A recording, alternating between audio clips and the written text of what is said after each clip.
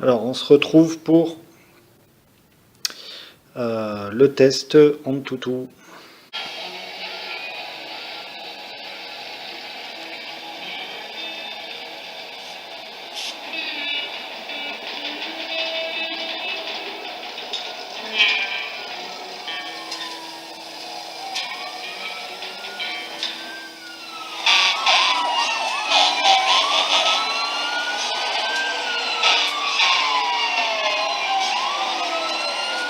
Donc là, à savoir que le téléphone il est tel que, j'ai pas fait la mise à jour système encore. J'ai rien installé d'autre que Antutu. Le but en fait sera de faire ce test Antutu et ensuite de faire la mise à jour système et d'en refaire un derrière pour voir justement si le score a changé, si ça s'est amélioré, si ça a diminué, etc. Alors là, en fait, j'ai commencé à découvrir aussi un petit peu le téléphone, hein. Et bizarrement, en fait, j'arrivais pas à trouver le paramétrage pour le Face Unlock, donc le déverrouillage façon Face ID, hein, d'ailleurs sur l'image. Alors on le voit pas en réalité, mais ça ressort à la caméra. On voit le capteur infrarouge, hein, qui clignote là sur la caméra. Et donc, en fait, moi, j'ai bêtement, et je dirais assez naturellement, puisque j'habite au Maroc, comme région, j'ai mis Maroc. Et en fait, ça dépend des régions. Il ne se met pas automatiquement. Donc, au Maroc, le Face Unlock n'est pas disponible. Je suis allé dans les paramètres, j'ai simplement changé, j'ai mis France, et là, le Face Unlock est apparu. Donc, bon, c'est une petite info que j'ai trouvée sur Internet, mais bon, voilà, donc là j'ai pu paramétrer le Face Unlock qui est très rapide d'ailleurs.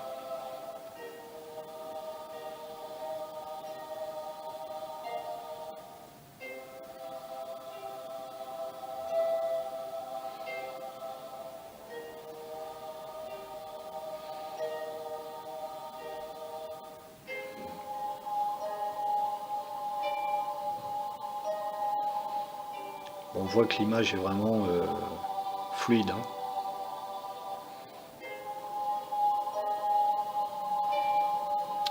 Même au niveau du son.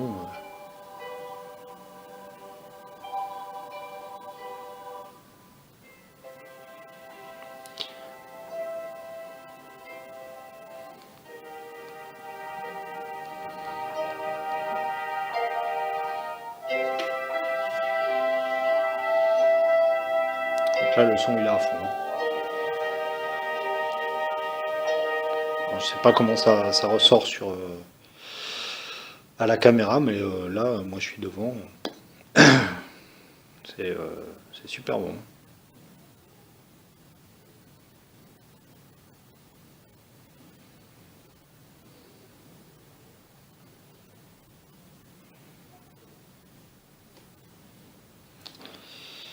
Alors, ça avance, hein.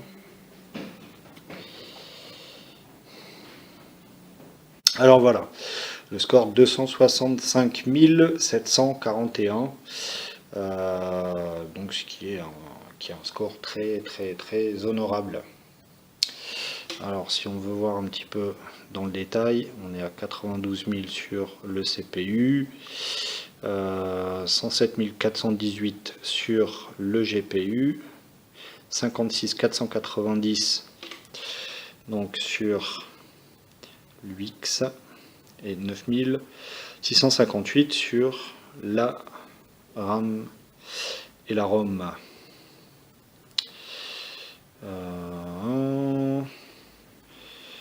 Alors, l'appareil, donc on est sur un Xiaomi Pocophone F1, appareil, donc c'est un Snapdragon 845, Android 8.1.0 en 64 bits, puce graphique Adreno 630, résolution de 1080 par 2246, appareil photo arrière de 12,2 mégapixels, il y a 6 Go de RAM, 64 Go de stockage.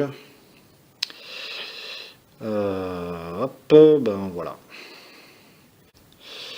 Et ben on va lancer la mise à jour système et puis on va relancer ensuite un benchmark pour voir ce qui a changé. Donc voilà, on se retrouve après non pas la mais les mises à jour. En fait j'en ai eu deux.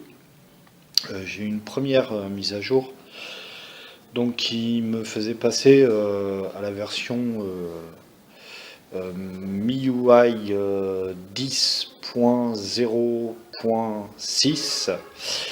Donc c'était toujours Android 8.1.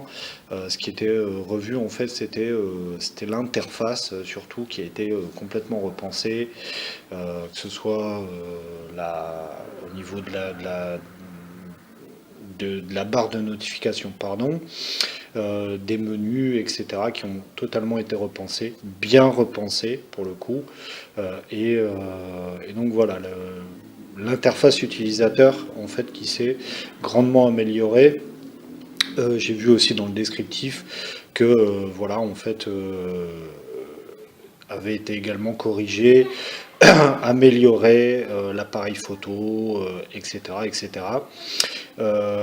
Une fois cette mise à jour réalisée, bah, j'en ai eu une autre tout de suite après qui a été proposée. Et donc cette seconde mise à jour, elle, m'a fait passer sous Android 9. Donc c'est toujours MIUI 10. C'est 10.2.3 je crois, on pourra revérifier après. Et donc là par contre, effectivement, cette seconde mise à jour m'a fait passer sous Android 9 Pie. Je vous ai passé toutes les animations, etc., etc., du test du benchmark AnTuTu.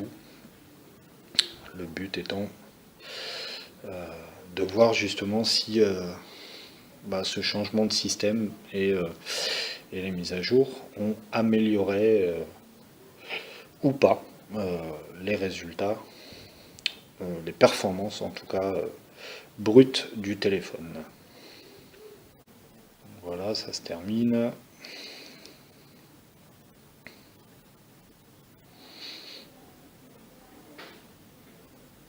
Et voilà, donc là effectivement, ça a grandement amélioré les performances du téléphone. On passe de 265 000 à 296 000. Il n'y a rien à dire, quoi. Le téléphone n'a rien du tout à envier à bon nombre de flagships. Voilà, donc on est à 95 000 sur le CPU, 127 000 sur le GPU, 63 500 sur l'UX et 10 035 sur la mémoire. Donc si ces vidéos vous ont plu, n'hésitez pas à commenter, partager, liker, me dire ce que vous en pensez. Je vous répondrai, si vous avez des questions ou autres, je vous répondrai avec grand plaisir. Voilà.